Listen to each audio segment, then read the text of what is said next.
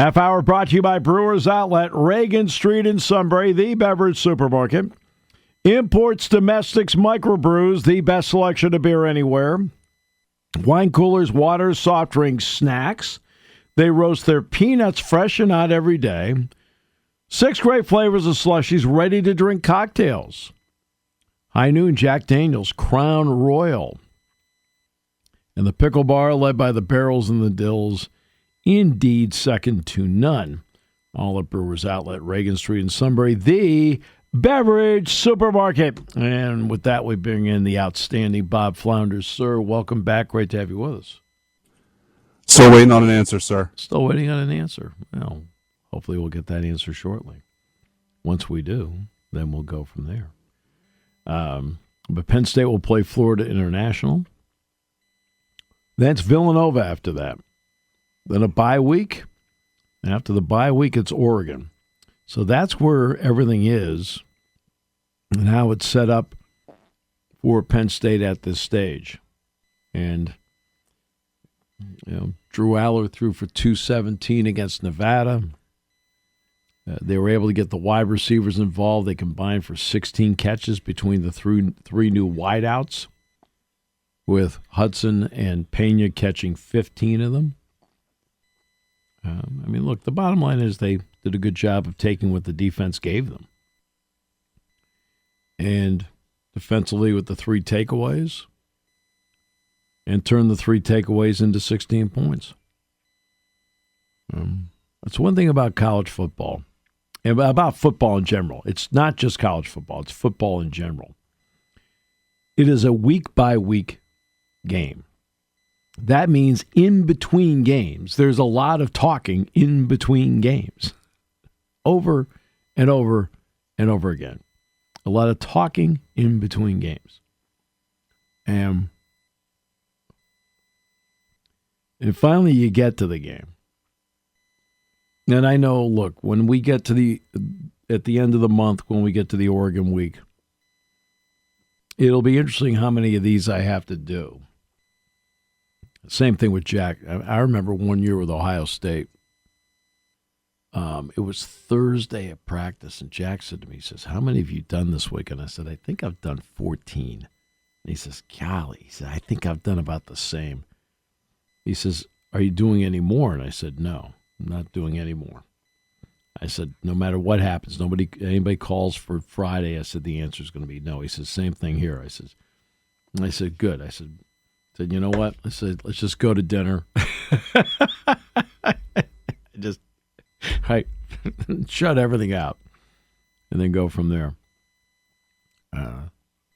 And sometimes you have to do that. He goes, "Look, I know in doing this show, when we ask, for example, like a Bob Flounders to come on or whatever, of course we want a yes. That's why we're asking. We want a yes. We want great guests on, interesting guests. Bob certainly is one of them. And so when people ask me to be a guest on their show, I don't know how interesting a guest I am, but I know they're asking you for a reason. And I know that I want people to say yes to our show, so I say yes to doing their shows. Yeah. And so I end up saying yes to just about everything. The only time I don't say yes is if there's a conflict. Other than that. Bob is with us, sir. Bob, it is always a pleasure. It is great to have you with us on the show today. Thank you for your time. Steve, a couple things. It's always great talking to you. Excited to see the game Saturday. Glad it's a noon kick for a multitude of reasons. And I hope your perch at renovated Beaver Stadium, because I don't think we're on the same side anymore. Maybe we are. We are not. It's a little different for us, but I hope you're hanging in there. We are on different sides. The perch, we're at the 45-yard line, which is great. Yeah. Because they took out the upper stands, we're closer to the field, and we're lower to the field, which the vantage point is phenomenal. The only thing, and Pat Kraft knows, because Pat and I have talked about it, I need them to take the window out. Yeah. Because the windows don't go up or down. So it's enclosed. And I said, look, like the TV booth doesn't have windows in it. I said, we need the same setup. And he agreed. It's just a question of when they can get it done. They hope they can get it done by the Villanova game. How about that? So that's where we are. Let me tell you something. Yep. If Pat Kraft doesn't deliver for you, you shoot me a text like around 10 a.m. Saturday. I'll come run across and I'll break the glass with a sledgehammer for you. Okay. I'll bring a sledgehammer. Let's mark down Bob for help. There we go. Okay, good. So I felt like the opener was one of those foundational games. Let's see what kind of foundation you have. Did you feel the same way? And if so, what kind of foundation did you see? Yeah, I think, James has been very upfront, like he usually is. The non-conference schedule is what it is, and I think this year with this team, what's at stake, who they brought back, who they added, and where they need to establish some depth that they're not quite sure about, I think it sets up pretty perfectly for them. It's a veteran team. They know how to prepare. And I think that I don't want to say I'm going to be careful how I say that. I think they want to take care of business, get everyone out of there, and, once they're comfortable, it really doesn't matter what the final score is, that they execute, to their capabilities to put the game away. And the fans that get really upset about some very trivial things, I guess I can understand it, but you have to understand what Penn State's trying to do this year, how unique of a situation they're in. And I think that they got just about everything they wanted to accomplish done last Saturday. Well, part of it, too, is situational football. They were put into a 2-minute drill. And I know you got a veteran quarterback, veterans across the board, but you still have to do it. I felt like they were put into some situations which allowed them to practice what they were preaching about situational football. What did you think? Yeah, absolutely. I think Jake talked about it, what they were able to do late in the first half, start the third quarter, the new defense being on their toes early in the game, and when there weren't maybe some exciting plays on offense, other than maybe a couple, but this is kind of what they get into Big Ten play. They're going to lean on this offensive line and those running backs and those tight ends, and they're going to go on some long drives. I said it to people. It wouldn't surprise me that if this team ends up being a little bit like the 2023 Michigan team, in terms of you know what's coming, we got the lead, see if you can stop it, and if it's a little bit boring at the end and you can't stop it, who cares? Right. Exactly right. They played 73 players, excluding, that didn't include Zion Tracy or Zariah Fisher along the way, but they played 73 just on a pure value. For a young player to get in the game for a first time, what do you think that means just to start their resume? I think it's a big deal. I think with this team, there weren't a lot of opportunities for a lot of good players to make a move. There's a lot of depth spots that are going to be key because some injuries are going to happen. But, just off the top of my head, the defensive tackles behind Zane and Ford, I thought what I saw from them was extreme. I know it's Nevada. Very encouraging. Yeah. It does look like they have some live bodies that are going to get better. Obviously, curious about the transfer portal wideouts, but, really the one, Devontae, I don't think has been quite right, and he's going to be better, in a couple of weeks. But Pena and Hudson did fantastic. But really, Rapolier, what he was able to do, the way he moved, Ethan getting a chance for almost a whole quarter of work, and to drive the team the way he did and make some plays with his feet, and just a guy like Cam Wallace, who's been through a lot, who they really like.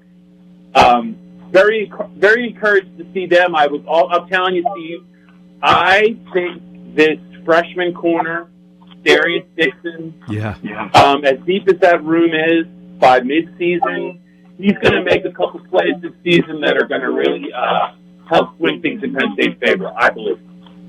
Heck of a prospect. There's no question. Heck of a prospect. When I look at the three transfer wideouts, I feel like I'm seeing three different skill sets. Are you seeing the same thing? Yeah, I am. I think Pena is somebody that you ask him to do anything, whether it's line up at different positions on the field, whether it's run or reverse, make an impact, special teams. I think he can handle it all. I mean, that heavy workload last year at Syracuse, he's not going to get that. But it kind of prepped him for the spotlight, because he was in the spotlight at Syracuse. I think of the three wideouts, just for his pure value, I would put him a little bit above the other two. But I also very impressed with Hudson. And I just can't. I think that Ross is going to really be able to help this team when he's healthy, in specifically a couple of areas that they really need help with. I think he is a much better version of Omari Evans, if that makes sense. Yeah. Deni Dennis Sutton last year was the complement to Abdul Carter. Yeah. Now, look, the sample size is small. But what do you think, based on his size, athleticism, and so forth, what kind of impact can Deni Dennis Sutton have this season if he stays healthy? Yeah, so I thought going into the season, and some people will disagree with this because of where they might get drafted, I think Penn State's two best players, if I was going to pick a team and not, in terms of just pure impact, right out of the gate, it's Deni and it's Zenga. Those are my two picks before anyone else. Right. I think what Deni did the last two games last year against Boise State and Notre Dame, it's just been a continuation of that. He is a confident, serious athlete who works hard. There's no question in my mind he's a first-round pick. And, Steve, I would put it to you. He's a different kind of defensive end that has really kind of flourished lately in the James Franklin era. He's a complete DN. He's a guy that's a strong side guy who can beat up a tight end in the run game if he has to. If you turn him loose and stand him upright and tell him to go get after the quarterback, he can do that. But a lot of these guys have been, I don't know if I would say they were complete defensive ends, but they were just supremely skilled pass rushers. I'm not including Abdul in that because he was very good against the run as well. But when you have somebody as big as Deni, I mean, his value, I think, at the next level, people are going to see it. I think he's one of the best pure defensive ends that Penn State has ever had.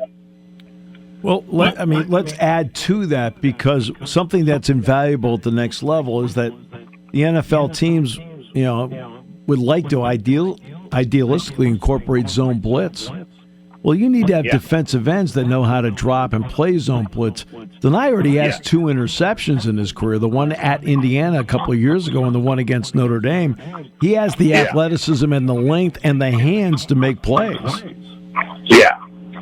I mean, he's a little bit, Steve, he's a little bit like Tyler Warren was for Penn State last year on offense and how he can impact the game in so many different ways. Right.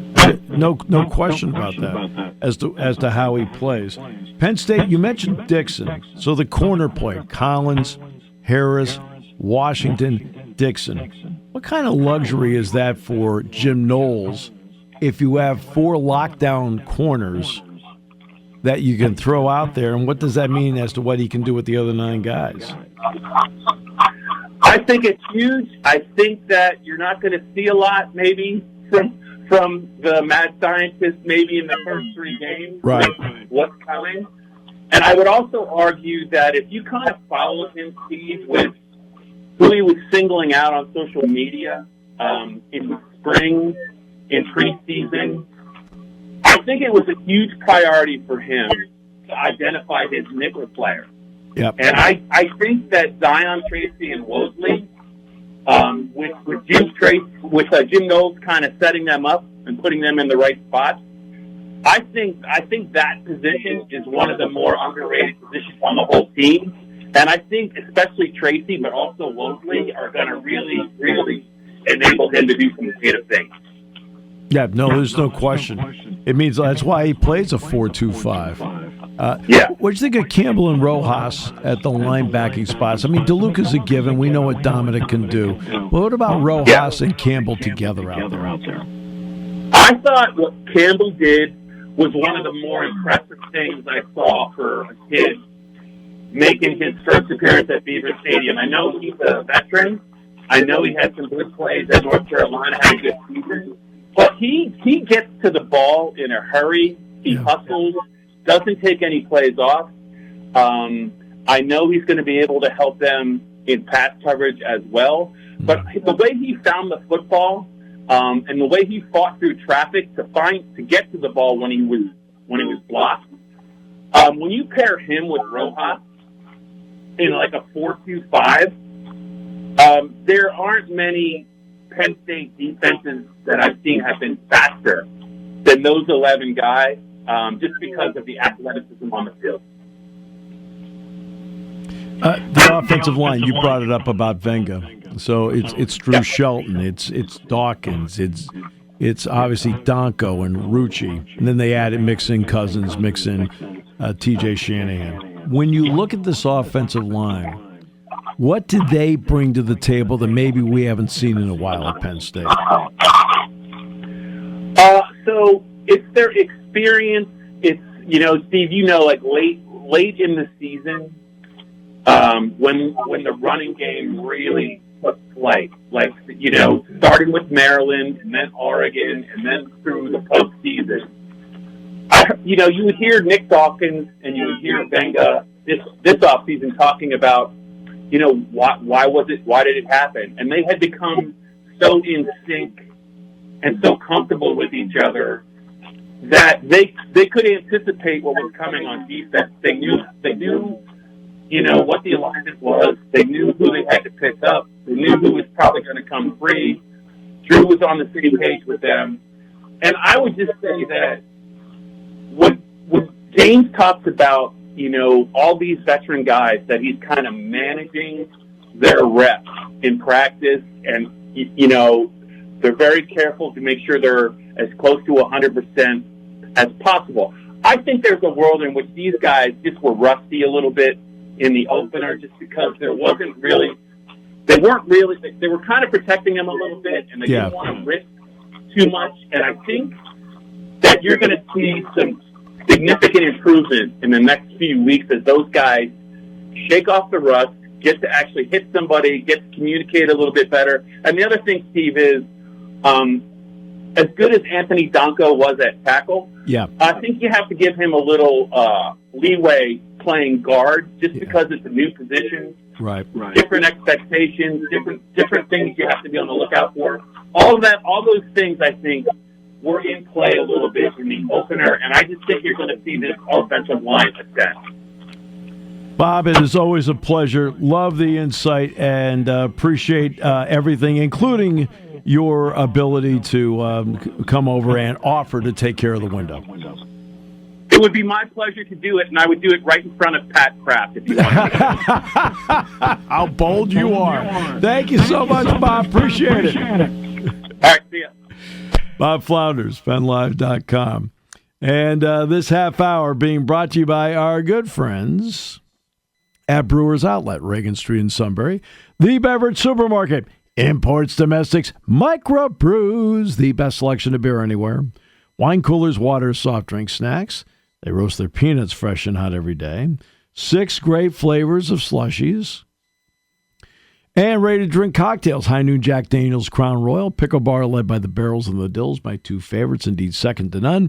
At Brewers Outlet, Reagan Street in Sunbury, the beverage supermarket here on News Radio 1070 WKOK.